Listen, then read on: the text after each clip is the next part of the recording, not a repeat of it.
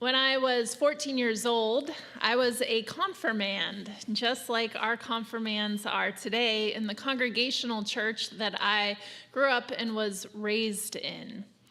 And if you are not a part, if you've not been a part of this church tradition for a long time, or perhaps this is your first confirmation Sunday, this is certainly the first confirmation Sunday as Granby Congregational Church. This is the day, this is a culmination of a year of study and exploration and classes for our youth. As they decide, this is the church my family belongs to, but am I ready to become a member? So this is a threshold crossing for that class as they make those commitments. And I remember not really knowing what it meant to decide to become a member of the church, but I had enjoyed my confirmation class, and I loved the people in my church, and that seemed to be a good enough reason for me. I had other classmates who decided to wait to join, and they loved the church just as much as I did. All of us showed our commitment to the church and our faith not on that confirmation Sunday when we stood before everyone, but later on, every time that we kept showing up, every time we deepened our relationships, every time we chose our church or claimed our faith as our own. The most memorable part of my confirmation Sunday happened not in that worship service that morning, but later in the day back home at our kitchen table.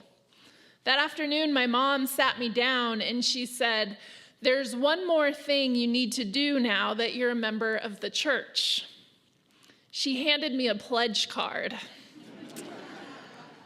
And I was really annoyed. I had been a church member for 2 hours, and already they were asking me for money. My mom explained to me that our faith should follow us into every part of our life, from how we treat other people, to the ways you spend your time, how you make a difference in the world, and to the decisions that you make every day, including decisions about your personal finance. There wasn't anything that we were to keep for ourselves or tuck away out of sight from God. Commitment meant all in.